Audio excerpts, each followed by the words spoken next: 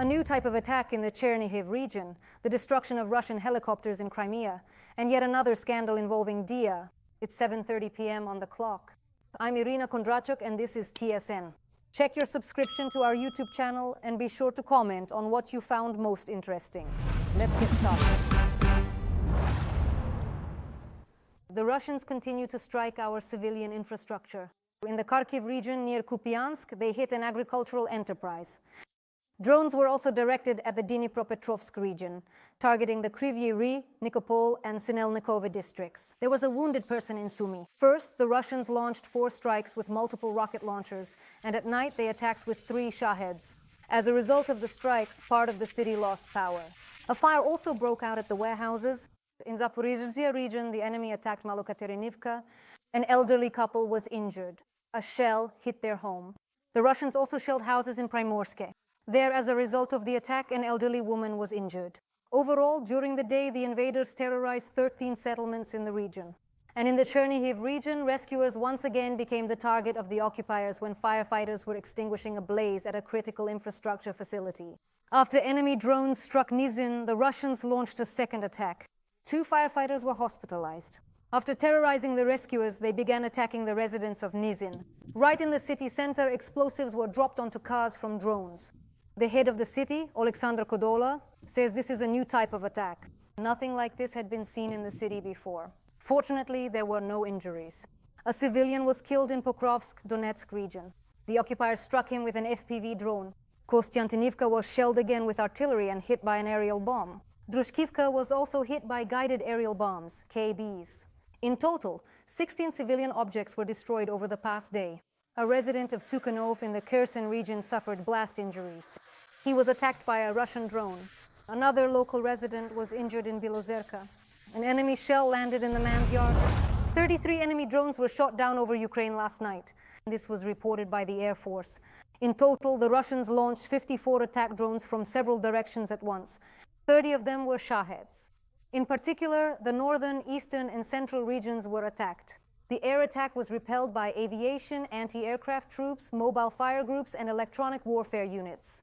Most of the targets were successfully neutralized. However, 24 drones still hit 8 locations.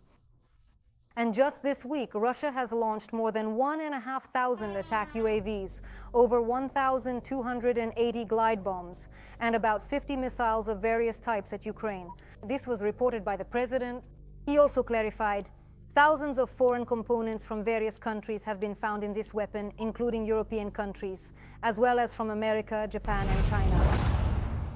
The enemy has advanced a little further towards Pokrovsk in the Donetsk region, as well as in 2 villages in Zaporizhzhia and Dnipropetrovsk.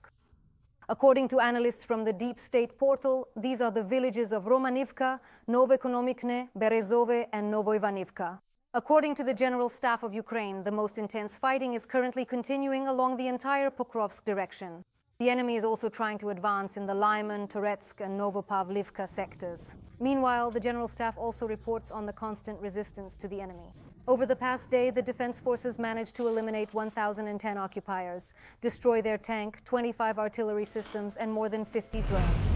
3 Mi-8 helicopters and 1 expensive radar station were destroyed by the primary special unit of the Main Intelligence Directorate of Ukraine in annexed Crimea. That night, they launched drones equipped with cameras, which not only turned, among other things, the helicopters into scrap metal, but also filmed the entire process. It is clear that the Russians tried to camouflage the helicopters under the trees, but that did not help save them. The destroyed Nebo-U radar system is worth approximately $100 million. Recently, the Ukrainian special unit Primorye has been carrying out its operations in the occupied territories almost every month. This weekend, the city of Orikhiv was supposed to celebrate its 250th anniversary. But City Day now is just another day of survival and by no means a celebration. And although the city is covered with nets, the number of drones attacking civilians has increased many times over. The enemy is using almost their entire range of drones, from reconnaissance Orlans to strike Lancets, FPVs, and Molnias. People who still remain in the city are afraid to go outside as they become targets for Russian drone operators. Our team managed to enter Orikhiv and see what is happening there now. A report from there by TSN correspondent Ruslan Yarmolyuk follows. On the bank of the Konka River, kayaks and canoes lie abandoned in haste. When the war began, this canoe was left here on the pier, and it still lies here, waiting for better times, when children will return and be able to paddle down the river again. Life here stopped in an instant. Abandoned children's sportswear, certificates, posters, and victory pennants hang on the walls. Svetlana, whom we met in the city, even used to bring her son to this sports school.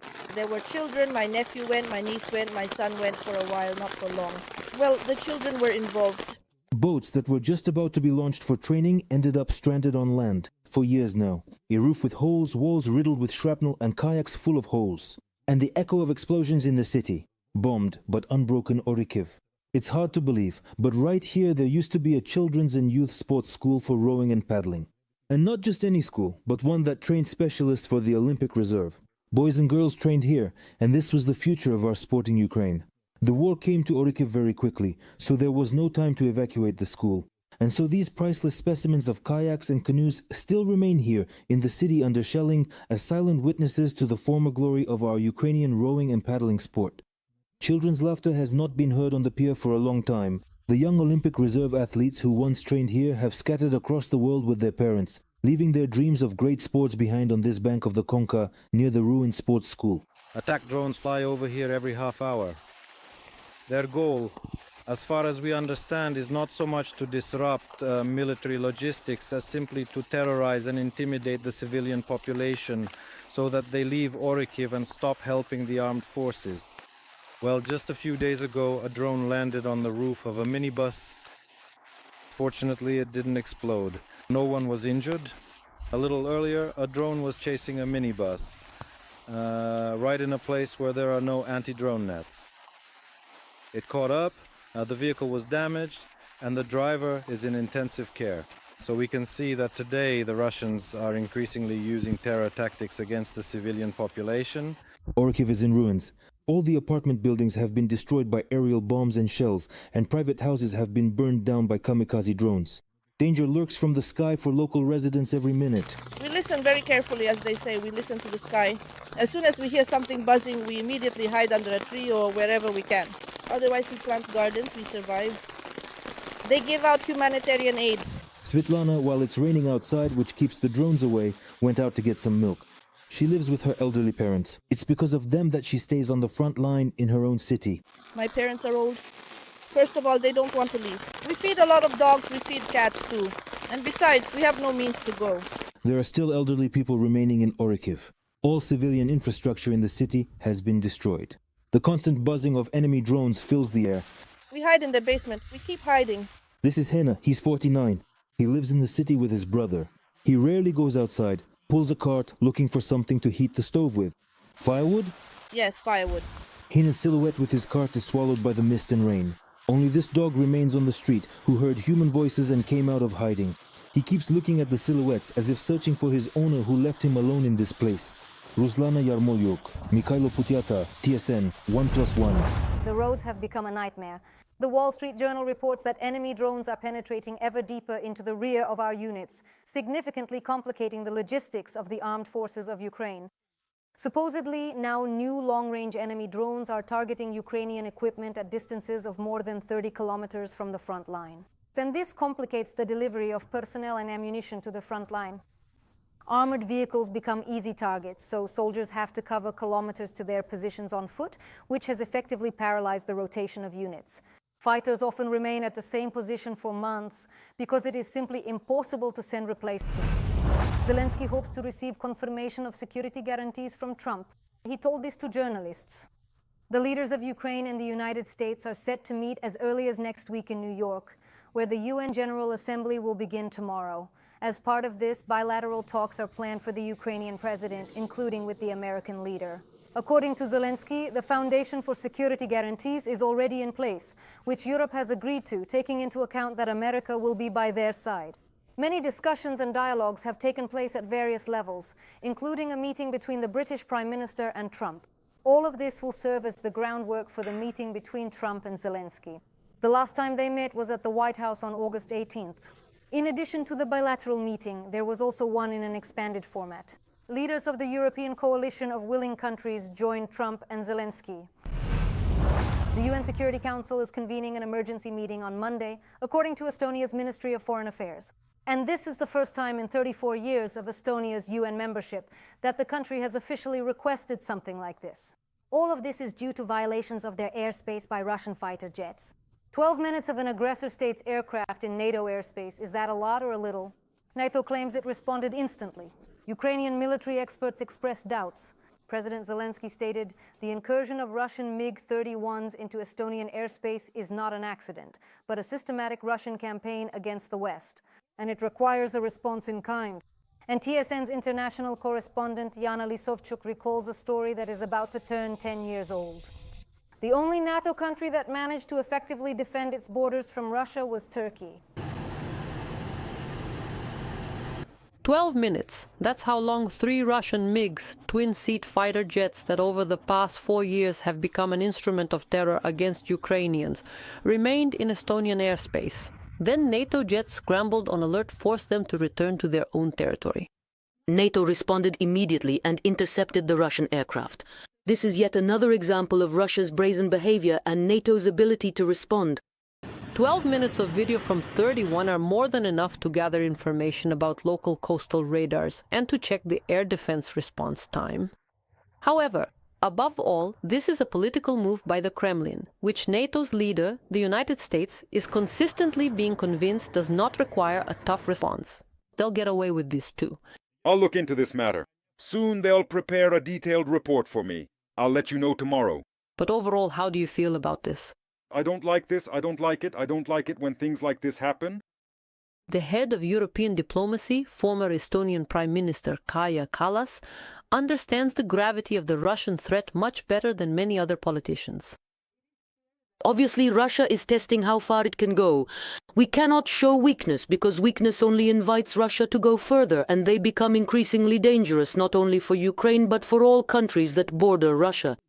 Estonia is convening consultations under Article 4 of the NATO Charter, just as Poland did a week and a half ago after 24 Russian drones entered its territory.